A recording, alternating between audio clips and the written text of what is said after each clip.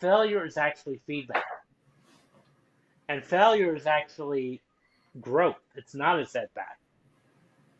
Because even if that idea, that plan didn't work out, well, it gave you some piece of information. You learned something from that. And that's going to get you closer now to landing success.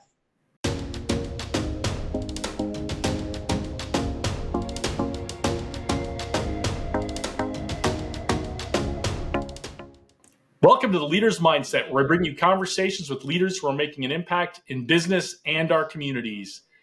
Today I'm here with Albert Bramante. He's a talent agent, performance psychologist, and author of Rise Above the Script, and he helps people get past the hidden mental traps that keep high achievers from reaching their full potential. I think all of us either are someone like that or know someone like this, so this is going to be a really interesting one. Thanks for being on the show today, Albert. Thank you so much, Jason, for inviting me. I'm really happy to be here. Yeah, we're really glad to have you. So how does a PhD in psychology break into the entertainment industry and become a talent agent? Totally by accident and unplanned, I can tell you that. That's the short version. The longer version is I always had an interest in creative arts. I was in drama club in high school. I took some acting classes in college and some theater classes, and I was involved in theater organizations. So I was very much involved, had my finger on the pulse of the creative side of things, the entertainment side of things. But I really didn't consider it to be a career focus until after I received my master's degree. And prior to that, my one-track focus was to be straight up PhD, clinical psychologist, faculty member, researcher, all of that. Which is I'm still partially that. I mean, it's my life took a complete different turn. So when I was finishing up my master's degree, I wound up finding myself luckily in an internship at a talk show, which is very unconventional for somebody going for a master's degree in psychology.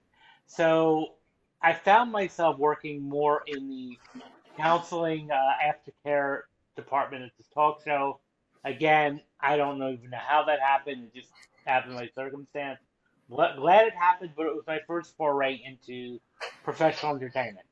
And after that, this is the same year, unfortunately, that 9/11 had happened in New York. So after that, my contacts from the talk show called me to ask for my help. They needed, feet on the ground and do social work, advocacy, and all that. And while I was doing this, I started connecting because we were joined alongside with actors who are also helping out and volunteering. And so that kind of rekindled my theater interest again, and from college when I was an undergrad. And so I kind of got like what you would call the acting bug, like I want to go into show business. Realized, a few months into it, being an actor wasn't what I wanted to do.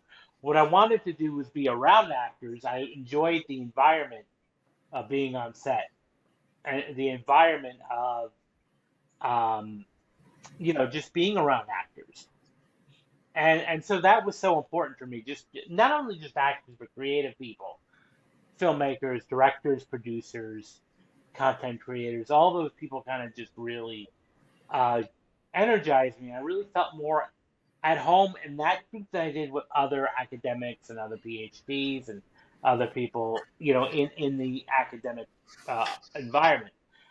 So I kind of did a little bit of soul searching because, what do I do with my life? I was like 25, 26, kind of going through what other 25, 26-year-olds go through, like, what am I doing with my life?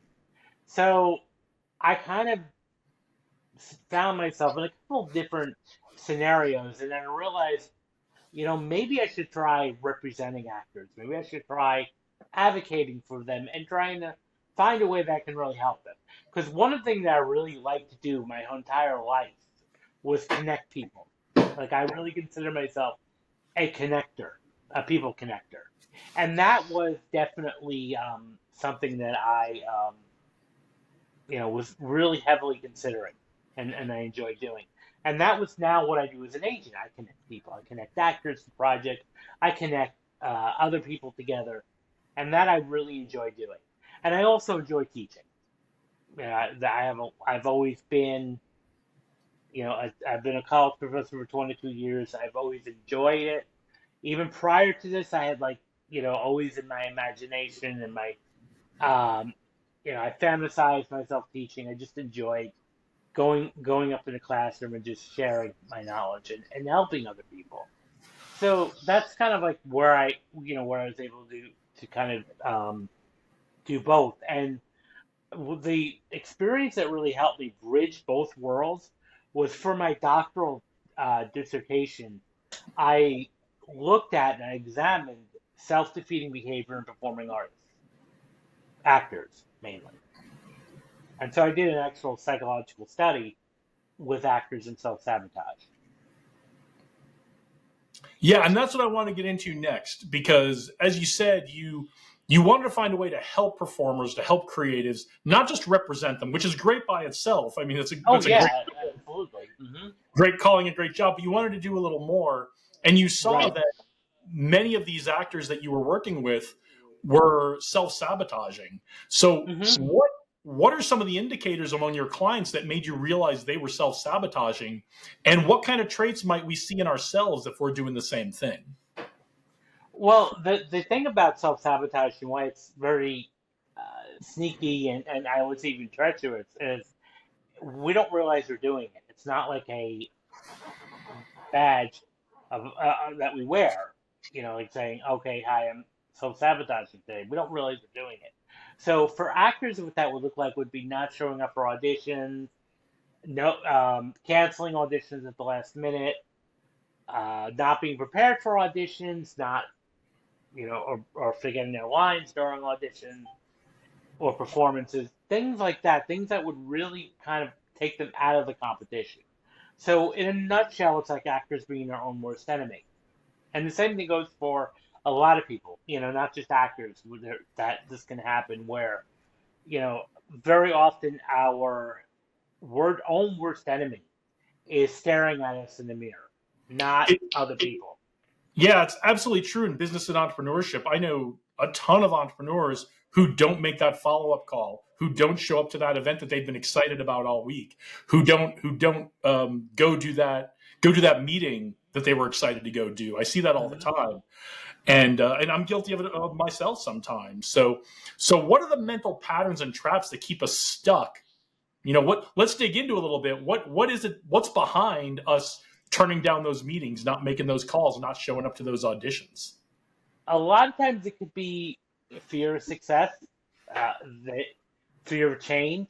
Now let's say you do make that call and you do go to that event, and in an ideal world, you get that success. You land that client, you land that job, or whatever it is you're seeking out. You land that deal. What can happen there is your life will change. Now you have a lot more pressure. Your identity may change. We're rooted in our identity. And a lot of times that can hold us back, just being stuck in a certain identity frame of struggling or mediocre or average. And it has a lot to do with our limiting beliefs too, and how do you see yourself? And how do you view entrepreneurship? That's a big thing too. Like, how do you view how this is supposed to be? Because a lot of, especially for artists, the one theme I always constantly see is, well, I have to suffer for my art. Or I have to be a starving artist. And this is even subconscious, and it's like, well, why? Who said that? And so when we start adopting this is hard, this is impossible. So now our brain is going to look for every incident that confirms that identity or that internalization. And therefore, that might mean canceling appointments, canceling, not following up enough. And that I see that a lot with actors too. Like I would meet an actor at a networking event, and very often, sometimes they would send me months later, "Hey, I'm here. Do you remember me?" I'm like, "I don't. I'm sorry," because time flies, I meet so many people. And it's not personal, but it was just like, I almost want to say, well, why'd you wait now and not, a couple days later even? And I'm guilty of this too. I mean, there are times where I'll go to networking events and I'll collect business cards, and then about a couple of months later, I start looking at this pile of business cards. I'm like, who's this person? Who's that person? And the truth of the matter is, what we should have done, and this is again, we can sit there and say could, should have, would have, but the ideal thing to do is, even a day or two after the event, every business card we met saying, "Hey, I met you at this event. I'd love to keep in touch." And therefore, but that's in an ideal world what we should be doing. But Yeah. I found myself guilty of that too when I would go to events and I would get business cards and then I wouldn't follow up with people for like months. And then I'm like, it's too late to do it now. I guess I'll just throw this card out. I had to make 2 rules for myself. The first one was I would only ask for the information if I really wanted to connect with this person again. Sometimes people will give you their information, but I only would ask for it if I really wanted to connect with them. And then my rule was I had to do it the very next morning. I had to send that email or make that call the very next morning because I knew I wouldn't do it otherwise. well, it's not a question of you wanting to do it. It's just things get narrow. The days start going by on, and this is why it's important to even check your email and answer them, because there's times when I'll get a lot of emails and I'll be like, oh, I'm just going to answer that, when I come back. And the truth of the matter is, we just forget, and it's like, oops. So that's why it's important to have a system where either we star that email or star that contact, but we make a appointment and make an issue to do that. So the one solution, the one thing that I found even in my study that was really lacking with and common in self-sabotagers was a lack of conscientiousness, which is discipline, uh, focus, fortitude, perseverance, and hard work ethic. And so one of the traits, one of the units that I measured this in was what we call the 5-factor model of personality: openness, conscientiousness, extroversion, agreeableness, and neuroticism. So when it comes to in the context of self-sabotage, one of the biggest patterns I've seen is lack of conscientiousness. So one way to help is to teach this, and maybe this can be taught in both acting schools and in business schools or business training, is the importance of follow-up, the importance of setting up a system. Even before you go to networking events or going to, things, that you have a system in place, because it's easy to do that. Now, another thing about self-sabotage, why you really have to be grounded of this, is on a conscious level, like this, to make it's easy to make up excuses why I won't go to that event. I don't feel good. I'm tired. Other things are important right now, and that might be your fear talking, and not the actual truth.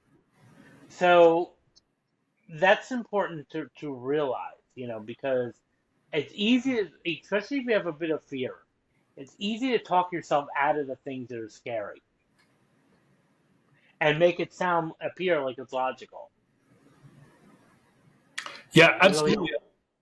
Mm-hmm. And I find it fascinating that there's a correlation to conscientiousness in the 5-factor model. That you saw this when you collected data on that. I find that really fascinating.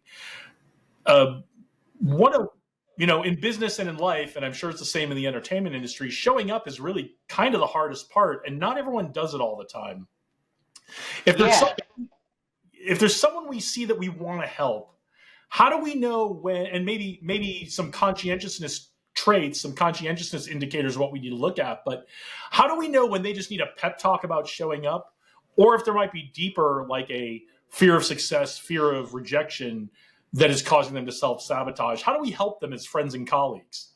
Yeah, well, I would say the first thing is to look for consistent patterns. If they keep getting tired, and I use that in quotations, if they keep getting tired or coming up with reasons as to why they can't do this or they can't show up at that event or attend even online events, sometimes they'll find excuses, well, I'm too tired, I don't have enough time. That's when we have to have that little bit of a pep talk, that little bit of hard truth coaching in a sense, where it's like, hey, what's really going on here? And that kind of comes where we start asking, how do you see yourself, or how do you, what is your vision for the future? How do you define who you are? And you'll often find that not every case, but sometimes you'll hear people say, well, I'm struggling. This is hard, or there's just too much competition. And that's where you can gently point out and say, but you're not even trying. You're not even kind of like making that effort to go to this event. And that's why one of the stats that's been around for a long time, especially in show business, was that 80% of success is just showing up. Now, you could debate whether it's, as high as 80, but I definitely would rank it up there, at least 50 or 60%. It's just showing up and being consistent. Yeah, Because, I mean, you can't succeed if you don't show up, right? right, well, you're not going to make any contacts if you don't go to these events.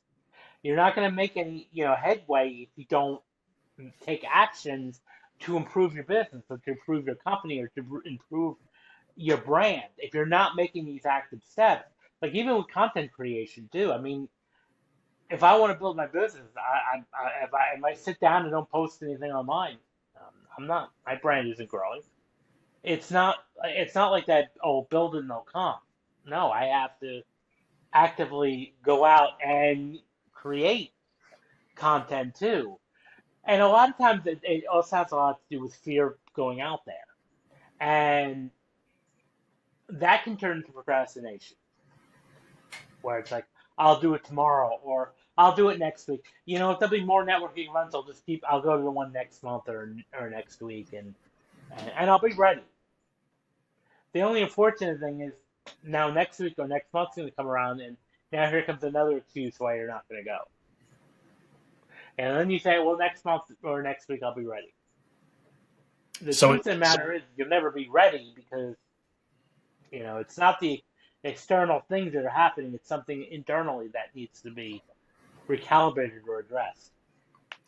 So it sounds like if we hear ourselves saying, I'm not ready, I'll be ready next time, we might be in this self-sabotage loop. 100%. Because what actually, the reality and the sad reality of this, and kind of the truth, the hard, honest truth, is that you'll never be ready. But if you keep looking at it like that, year in and year out, you'll never be ready.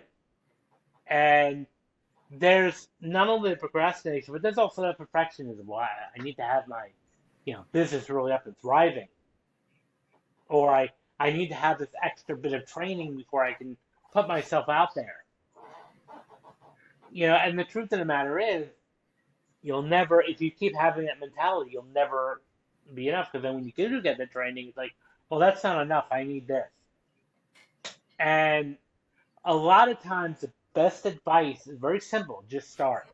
Because you can always, by putting yourself out there and networking, and at the same time, still be training to build up your skills. But you're also at the same time building up your business. It's great. We all just gotta just start, just get out there and do it. You've studied this. You have a PhD in this. Are there any approaches to tackling self-sabotage that people are taking that don't work? Ignoring it, would be the one thing. Ignoring it, or hoping that things will get better on their own. Like some external thing. Like, oh, well, if I just listen to this meditation, I'll be able to do that. Now, I'm not downplaying meditation. It can be very great. I mean, and I have a background also in hypnosis, so I'm not saying that that's not good, but taking action is important. And this is why I don't want to say a full-on issue, but I take a little issue with the whole manifestation circles, which is, oh, if you just sit and manifest, and you could be, make 6, 7 figures in next year. That's great. Of course, who doesn't want that? But if I just sit and listen to an MP3, what's that going to do? Make me a little bit more relaxed? That's about it. The important thing is to take action. Now, you can still listen to that and meditate, relax, and get focused. But, you still need to take some action and still take some actionable steps to reaching that goal. It's not just manifestation alone, it's manifestation and action. So that what I would say definitely is, or another mistake is expecting other people to solely do it for you. Now, yes, I think it's important to ask for help. I think it's important to be able to network and connect with people that are more successful than you are, and even to sometimes strategically ask for their input or advice or tutelage. But another mistake is if you do ask for that, you need to follow through and implement what they're telling you to do. Because that's another thing people do, that they want all this advice, but they don't follow it. And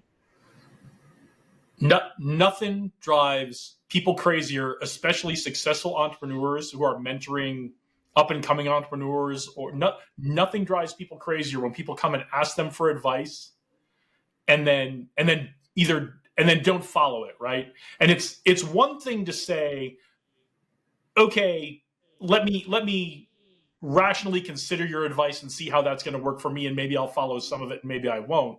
A lot of people will come ask someone very successful for advice. They will share their time, they will share their advice, and then the people who came and asked for it just don't act on it. 100%. And that's due to fear, because a lot of times the advice you may receive, especially if you're asking, might be a little uncomfortable to implement at first. Almost every time it is, right? It is, especially as elevating. Go out and give a speech, or go out and put yourself on social media, go live. Oh no, that's terrifying. But the important thing is, is to be okay with that. Okay, yes, it is going to be a little bit scary at first because it's something new. It's something that you haven't done before, so there's going to be a little bit of a discomfort. But we need to be comfortable with that discomfort and say, okay, I'm going to work through that, because on the other side of that is going to be growth.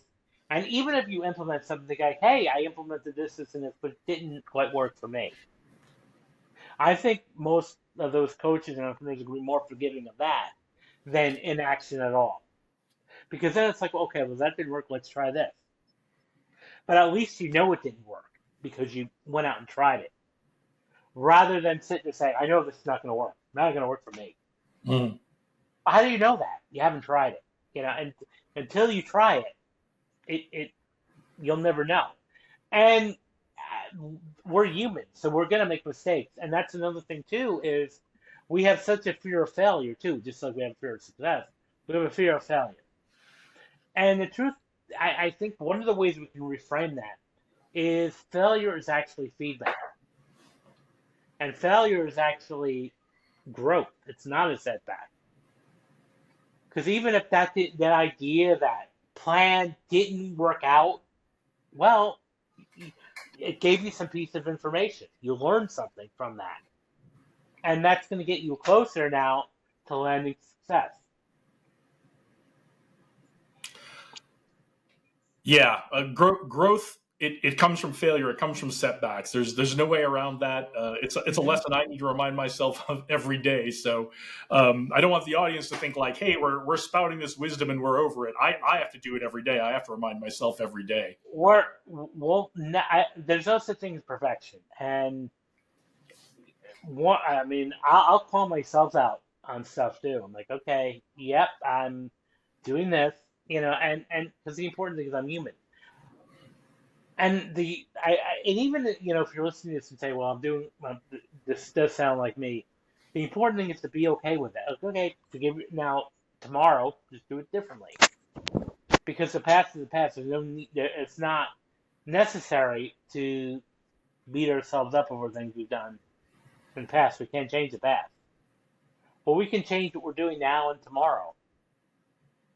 Absolutely. So you've been in the business a long time, the entertainment business. You've worked with a lot of actors, both representing them and on helping them with their self-sabotage and their fear of success and those kinds of things. I'm not looking for any names here. Don't tell us any names. I'm not looking for dirt on anyone. But have you worked with any names or faces that we would know over the years on helping them solve this problem? And I ask this because as an outsider, a lot of us see other people and we think they've got it all figured out, right? And a lot of times they're struggling just as much as we are, or maybe even more so. So no names, no specifics, no stories, but have you seen that? I mean, are there people out there? 100%. I've heard, and I know I've actually, had conversations with people that are on what we would call A-list celebrities, that even when they're filming a movie or scene in a movie or a TV show, that they often are beating themselves up and say that was so bad after they did that, or this was so, they're doubting themselves, and it's kind of in a sense comforting, because it knows that if they're doing it at that level, it's okay to do that. Because we're our worst critic. I mean, most people don't really like listening to their own voice or watching themselves, on screen and playback. And myself included, it's cringe, almost like cringe. But the Same. truth of the matter, is, it's a filter. It's not real. It's what we're. A lot of times, the quirks that we're seeing in ourselves. Yeah, there may be some things that are like, well, I need to stop doing this, or maybe I could, do this instead. But most of the things that we say that are really that we think are catastrophic, most people are not going to even notice, because people are just watching content for just watching content. They're not judging heavily. I mean, unless, I don't know, maybe you may have a few that are, but that's not important. Because even as an educator, and even as a former student, going through so many years of schooling, the biggest fear that all students really have is public speaking. Asking them to go up in front of a room and give a presentation, they actually say that that's worse than the fear of death, is public speaking. Now, most of the time, the biggest fear is that people are going to be judging us, and that people are going to be pointing out all these flaws in us, and then they're just going to be laughing at us.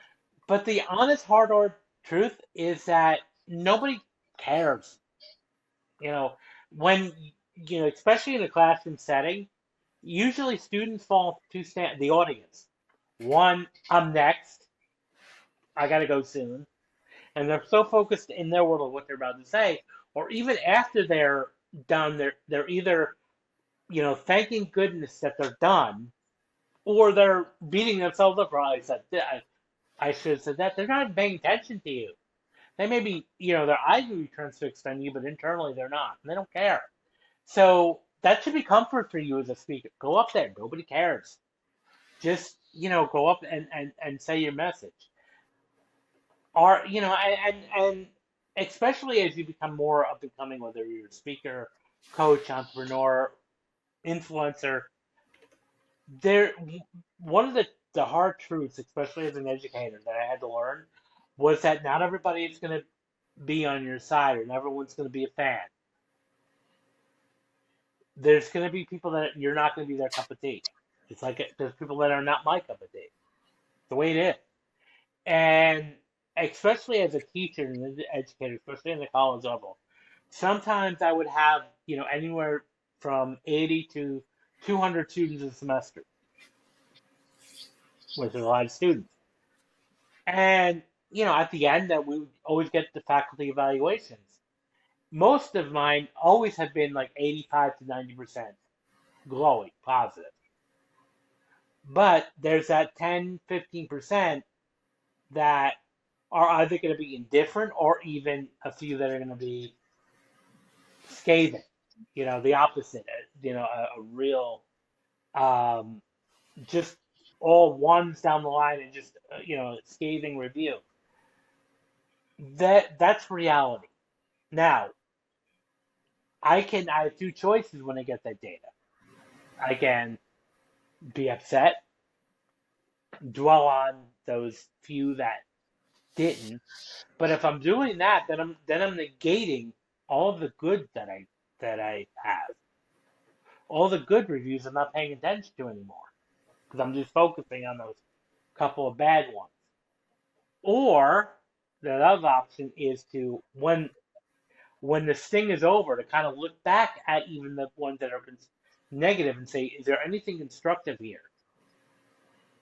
Is there anything in these messages that I can do differently the next time I teach? Is there any nugget here that I can take beyond the Yeah. noise? Yeah, I think it's important to give ourselves a little distance from when we first get those evaluations, or like especially like YouTube comments, right? Give yourself a little time and space, and then go back and then see if there's something valuable you can get out of it, right? Yeah, and most of the time, whether it's YouTube comments, reviews online, comments on our posts, there's a couple ways to look at it. Number one, even the ones that are not so friendly. Is this person just looking to vent, be a troll? And if that's the case, there's nothing I can do. They're going to find any. I mean, I could go on a YouTube screaming pure cancer, and some people are going to be like, how, look at this guy, how dare you do that? That I'm just using that as an extreme example, but we're never going to be, some people are just not going to be happy. Some people just like posting negatively, or some people are just in a bad mood that day and just decided to take it out on whoever video they're watching. Or there's something constructive there. Well, okay, maybe this is what I need to do the next time. Maybe there's something here that I can take here. Or, because one time, like maybe some of the complaints I would receive was I didn't have enough PowerPoint slides, or I relied on PowerPoint too much. Okay, well that's good for me to know next time. That's constructive. That's something that I can easily take. Not, well, this professor's horrible. Well, that's not gonna help me any good. Yeah, there's nothing there to help you, right? Yeah, I mean, okay, sometimes I even want to ask. Of course, that's anonymous. I'm not gonna be able, but I wanted something to follow up and say, what was so horrible about it? Tell me specifically, what do you mean that was horrible? Expand. How? So, and then even I coach kind of even my students to do is when you're filling out evaluation, and I say that whether you're filling out evaluation for me or another professor or any kind of product you're evaluating, if you have a feeling, even if it's a good thing, you should always expand why. Like, this was great, why? Or this was poor, why? So, good advice for us for receiving feedback, and good advice for us for giving feedback to try to be clear and specific instead of vague in general, right? Yeah, because we tend to generalize. It's like, oh, this, and a lot of times when we're seeing, especially a negative review or negative feedback, initially in the beginning, because we're so sometimes thrown off guard that it really stings. And our brain may filter that to be much worse than what it really is. Where to a point where it's like, see, I told you I'm no good, and like, well, then when you look at it like maybe a week later and say, they never said that. But they did say what they didn't like about the video or the presentation. Okay, that's honest. Is there any? Sometimes it's look, well, I'm not your cup of tea. There's nothing I can do about that. Or be like, yeah, that's a good point. Maybe I should do this the next time. And Great so advice. take everything as feedback.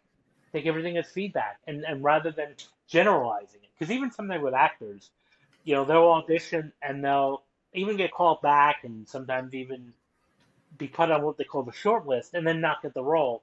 And they get upset. They'll be like, well, I knew that casting director producer didn't like me, and I would say that.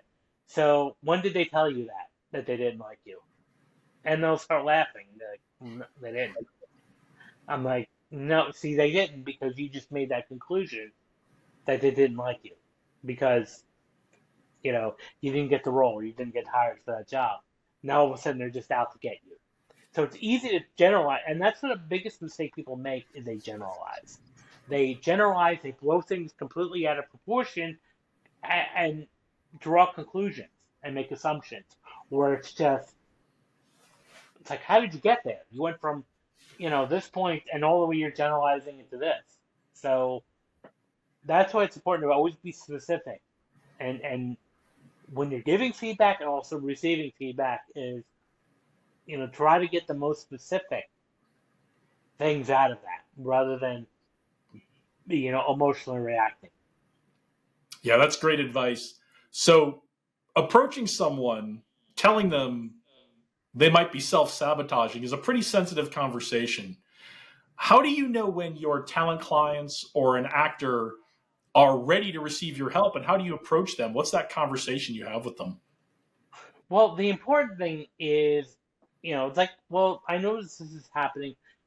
Can we schedule a time to talk and have a conversation? And what I might say, did you think about this possibility? Or, maybe let's look at a common theme that's been happening here. And is there a way we can do something differently? So good coaching and good feedback is actually asking questions. Because I think in an ideal world, we want that client to come out and say that they might be self-sabotaging themselves and come to that conclusion. Because if I call up and say, hey, I think you're self-sabotaging, well, go to hell, hang up. No one wants to hear that. So, but I think if we do it in a way that we can ask strategic questions, did you notice this, or what about this, or tell me what you're thinking of why this may be not happening for you. And so I think the natural way is to have them come to the conclusion they're self-sabotaging. Good advice for any difficult conversation. That's a real nugget. I hope everybody's taking notes on the podcast here today. All right, I want to take a break from the serious questions. I want to play a game. Are you up for a game? Sure. All right. The name of this game is Rapid Response. I'm going to ask you a series of questions. I want you to respond with the first thing that comes to your mind. Doesn't need to be a one-word answer. Elaborate as much or as little as you'd like. But we just want to get to know the answers to some of these questions so we can get to know Albert a little better, okay? Sure. All right, you ready? Mm-hmm. All right. Albert Bramante, rapid response round. Your time begins now. Podcast recommendation. Podcast recommendation, I would say this one, number one, and then also Diary of a CEO. Okay. This podcast is the only answer we don't allow, but Diary of a CEO is a great one. So. Okay, well, I'm just trying. We appreciate it, but we want to hear about what you're interested in. So I would say Diary of a CEO is number one. I also like Tim Ferriss a little bit. Listen to some of his work. What else do I listen to? Lewis Hobbs, School of Greatness. Great one. I think those are great. I would say really those are like my top three that I would recommend. Is Diary of a CEO. I happen to love that one. It's so thorough. I just like the way that the host set that up and what he's doing. And it's sort of like, as a future podcast host myself, that's a situation I like to emulate at some point. Not so much the notoriety, but the way he does the interviews and the information that's gleaned from it. It all comes back to process, right? Yeah. Right. The same thing with a great podcast. The same thing being a great actor. Same thing being a great entrepreneur. It all comes back to process and constant improvement. What is a practice you'd like to see more people embrace? I would say the importance of taking action rather than being in a space of just in the someday mindset where, someday I'm going to do this, or someday I'm going to, create this, or I'd love to write a book. No, take action. I would love people to have a more action-oriented mindset. That's great. Someone we should all be paying attention to. I would definitely go back to the Diary of CEO, Stephen Bartlett. I would be following him. He has a lot of great information. Yeah, I agree. I think he is definitely someone we should all be paying attention to. What is either your get pumped up song or your walk on music? This is going to be maybe, I'm a child of the 80s, so I would say it's either Eye of the Tiger or Chariots of Fire. Both great. We have heard Eye of the Tiger before. We have not heard Chariots of Fire before, and I haven't thought of that in a long time. That's a really great one. Yeah, especially like the middle, the build up. is something that really, I mean, that's probably my favorite piano instrumental. Absolutely. Absolutely, and for people who don't know, people who weren't around in the 80s, when Albert and I were kids, this thing was on the radio all the time. Like, you could not escape this song, and it was great. So, and you also have, and you may remember this too, about like the movie where you had in the middle of that, you had someone like running to the finish line. And for me, I just feel like that's so inspiring. It's just, it puts me in like in kind of a flow state, when I hear that. Yeah, those two songs literally shaped an entire generation. Yeah. Who is the biggest influence in your life? In my life, I would have to say my late paternal grandmother. On my father's side, Lucy Bramante. Very nice. A book everyone should read. Grit by Angela Duckworth. Good one. The reason why they should do that is because it teaches about the power of perseverance. And then secondary, I know we said one, but Mindset by Carol Dweck would be my close second. Yeah, we are never going to limit anybody on the number of podcasts they want to recommend or the books they want to recommend. That's why I ask these questions, because I want to build my reading list. Yeah. All right, we are coming up on the fall. Not quite here in Las Vegas. It's still pretty hot here, but we're coming up on the fall. What is the best fall activity in New York City? I would have to say not necessarily in New York City, but in upper areas like pumpkin picking, apple picking. I think just in general, because the weather is starting to cool off a little bit, it's good to be outside, especially like September, early October. It's like great outdoor weather because it's not too warm and it's not cool yet. Yeah, it's pretty great in the Northeast. We're coming right up on that time of year. It's really, really great in the Northeast. I grew up in Connecticut, went to college in Boston. We're coming up on that really, really great time, and literally just a couple of days. But yeah, I mean, when you live in a big city like New York or Boston or Vegas, it's important to get out of the city every so often. It'll drive you crazy. It totally will. And like even for me, like I spend a lot of time in New Jersey, New York, but I also have a house with my family in Calabash, North Carolina, which is kind of like the boondocks, the outer. It's a small town. Some might consider a little bit of nowhere, and some might consider a little too small. But it's definitely a great break, and I usually go get out of there 2 or 3 months of the year. I'll go and just recharge there, and it's amazing. Yeah, and when you live in the city, I don't think there's any place that can be small enough when you're trying to get away from the city. Especially in New York City, no. So, what is your dream vacation spot? Dream vacation spot would be a tropical island. Bahamas. I've been there twice, and definitely I'd like to go again. Absolutely. What is a trend you're excited about? Trend? I think podcast. Just the podcast trend, like over traditional like media, because I would say most of the time now in the past year, I don't really listen to music that much anymore. In my earbud, when I go for a walk, or even when might doing a daily task, if I'm even in the shower, I'll listen to a podcast instead of music. Yeah, same. I have actually had to consciously put music back into my lineup because I listen to so many podcasts and audiobooks. Mm-hmm. All right, last one. Favorite sports team or player?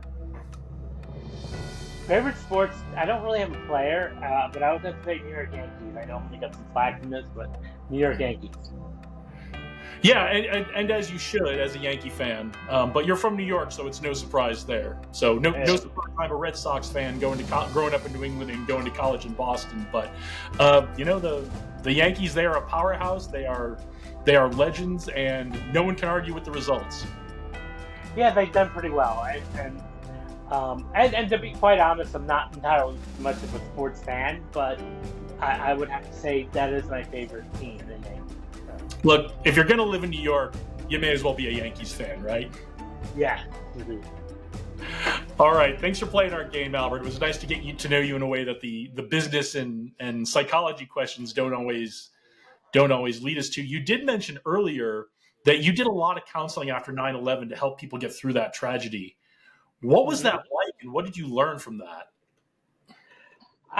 Well, it was definitely challenging, but what I learned a very important lesson on the resiliency of the human spirit and how a lot of people can really be resilient from that.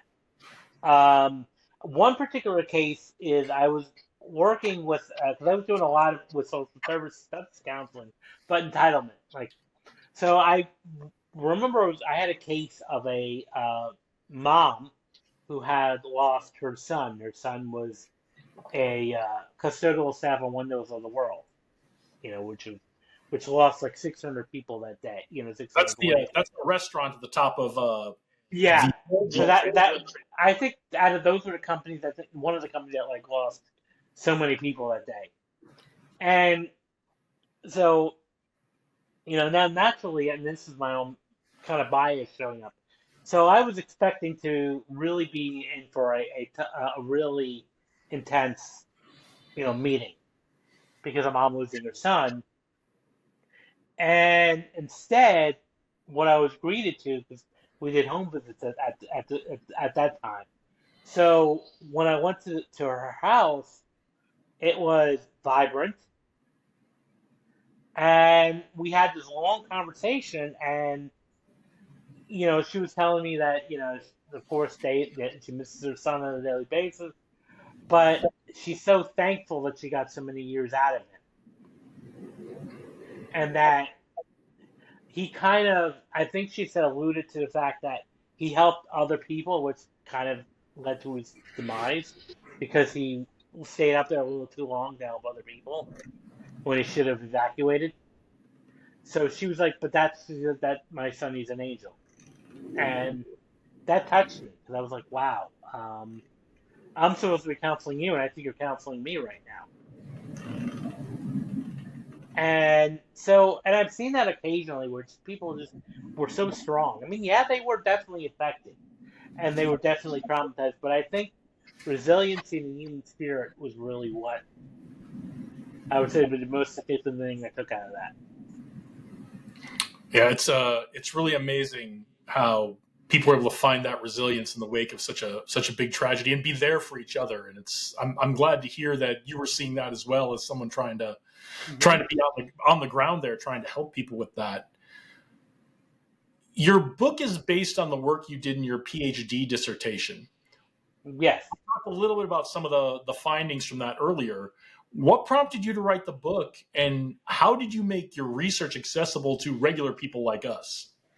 Well, the couple of things, it was out of a need because it was just something that when I was enrolled in the PhD program, I was also just kind of getting a talent agency business off the ground. And this was a recurring problem that I was seeing, and other people that were also doing the work I was doing, other agents and managers, were also kind of lamenting and commenting that this is the problem that you're seeing with actors being our own worst enemy. And when it came time to pick a dissertation topic, the advice that we received by our advisors were to pick a topic that had a burning question to it, a topic that we really wanted to answer. And so that was what was going through my mind is what's up with these actors? Or why are these actors doing this?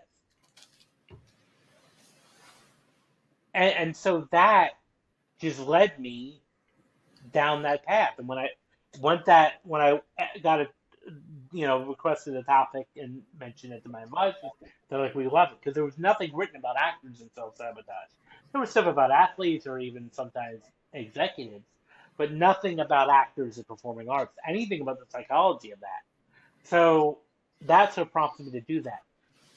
It was definitely a challenge to kind of translate because I'm an academic by default because I've been in school for so long.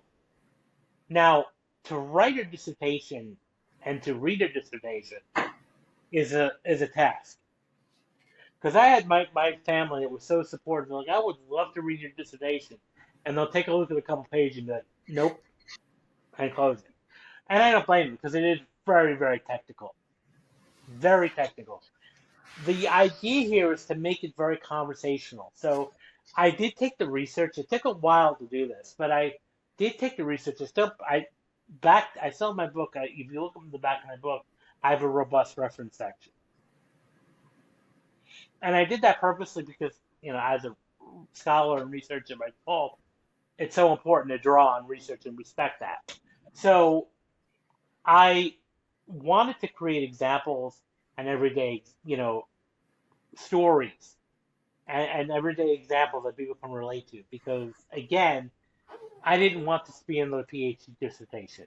I didn't want this to be just another, technical term paper, which I found myself really sometimes getting out of that cycle. Be like, okay, I got to stop doing this because by default I was just writing like an academic would, which is great if I'm publishing in an academic journal or a textbook, but not when I'm writing a book for a general population.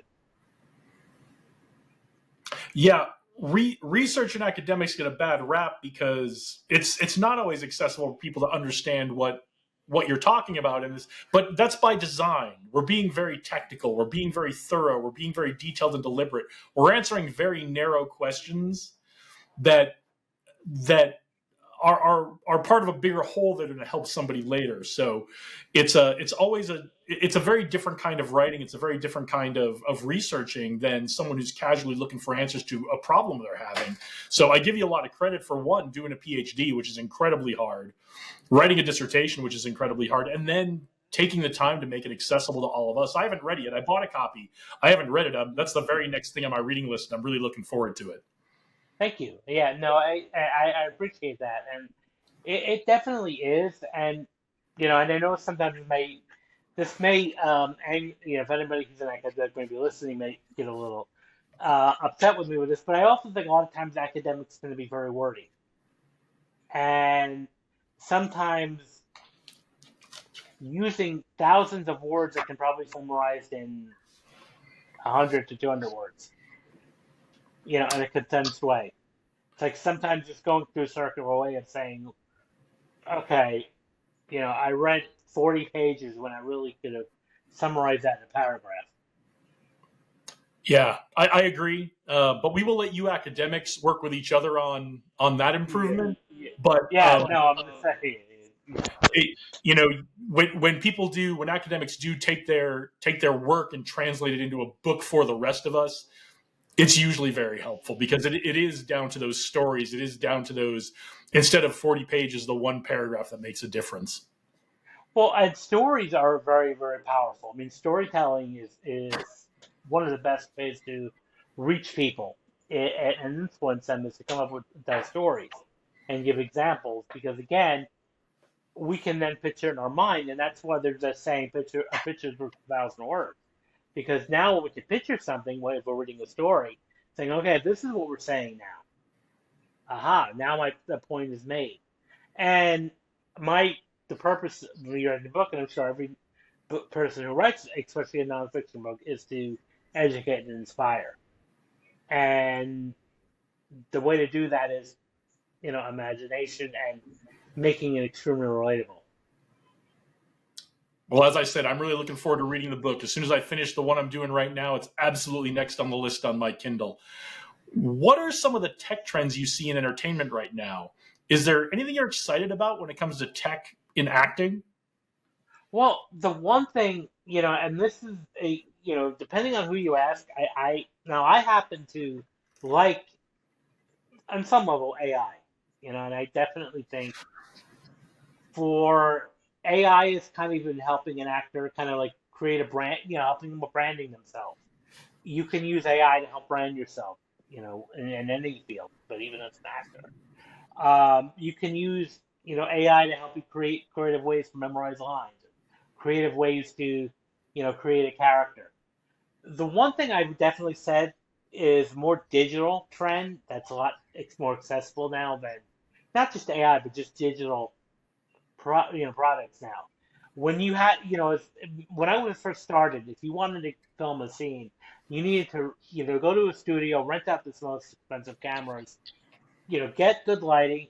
Now, most cell phones and iPhones, you can actually film a movie on and edit it, in your device. So it's much more easier now to film content and create content now as an actor.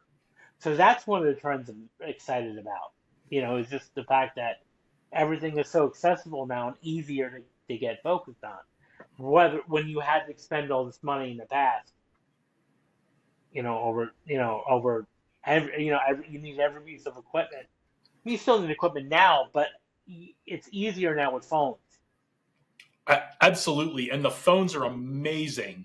The phone, I have an iPhone, and if you shoot video on an iPhone, first you can do full 4K video, which blows my mind that you can do that. But also, that phone is doing all kinds of color correction, all kinds of audio correction. It's doing great. So you with basic room lighting can do some pretty amazing stuff. And then if room lighting and just the microphone of the iPhone or the Android phone don't get you there, lights and microphones are super cheap now compared to what they used to be. You can Oh get yeah, really close to professional quality gear for a few $100. So it is amazing what these phones can do for us now. absolutely, 100%. There's a lot of stuff that it can do for you, and so that's one of the big. I say that's the biggest trend that I'm really excited to see. And second, there would be, again, AI. The one thing I would definitely do is caution of AI, because as great as it is, it's developing at lightning speed, and I mean lightning speed that like every day there's something new. And it's great in some aspects, but we do need guardrails up, because one thing I'm seeing, especially now, is voice actors may be a bit threatened, because now with voice cloning. And when I was writing, I hired an actual narrator. I didn't for my audiobook. But when I wrote my book, I had a lot of companies that were reaching out to me, have AI narrate your book. Number one, no, and because I didn't want to take that away from an actual creator. And two, while it's great, the AI cloning, it's not perfect. And most people, when they're listening to something, they can almost tell this voice is AI generated. You can still tell a little bit, but it's getting a lot better. It's getting better, and the same thing with video too. So that worries me slightly. I don't think anytime soon, but it does worry me that 4 or 5 years down the line, what we're gonna have is, again, people making movies with AI, like Yep. complete movies, and that's gonna replace the actors, at some level. Although, the one thing I don't see AI right now is being creative.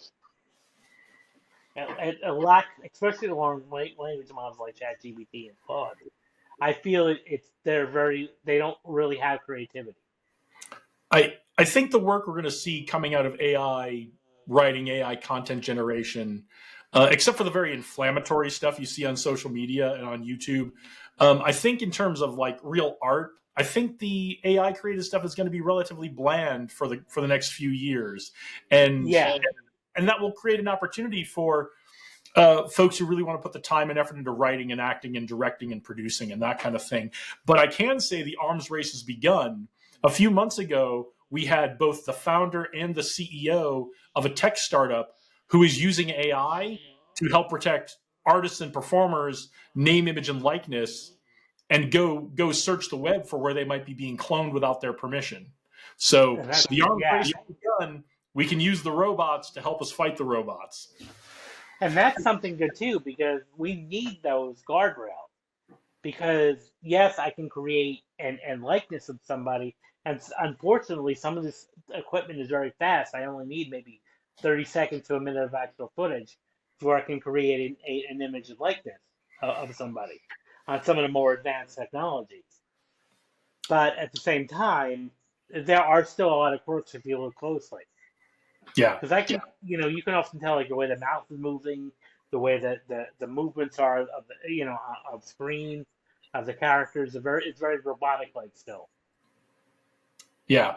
And it will be that way for a couple of years. It's getting better all the time, but I do want to reassure everybody there are folks out there fighting the good fight to try to protect artists and creatives of all kind to make sure that we get really great art coming in the future. Yeah. So what's coming up for you for the rest of 2025 and maybe the beginning of 2026? Well, I'm working on a couple more books. That's definitely something I'm excited for. I'm going to be debuting my own podcast in the fall called Mental Rehearsal, and it's going to be for struggling actors and actors who struggle. So there's going to be a lot of mindset work, coaching, and it's going to be solo and guest episode, format. All right. We'll look forward to seeing that when it comes out. I'll be one of the first ones signed up to download and watch or listen. For everyone watching or listening us right now, what's the one thing we can do today to help someone on our team who we think might be self-sabotaging? So one thing is to help them take action and really instead of procrastinating. So hold them accountable. So like when they say, I'm going to set up to do this, when? And then pull out your calendar and say, okay, tell me a date that this will be done by. It's funny. I used to do that when I was in the Air Force, when I was a new major, about 10, 11 years in the Air Force. Mm-hmm. And captains would do that and say, I'm going to call them. I would literally pick up the phone and go, let's call them right now and see what they say. To try to, one, to set the example, and two, to try to help them build that habit of, let's do it right now.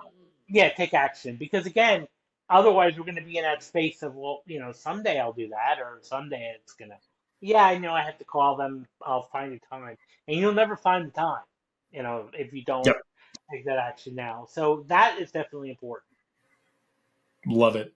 Well, this has been incredibly enlightening. This has been so much fun today. I want to thank you for joining us, Albert. Where can everyone find your book? And where can they find you so they can thank you for joining us today?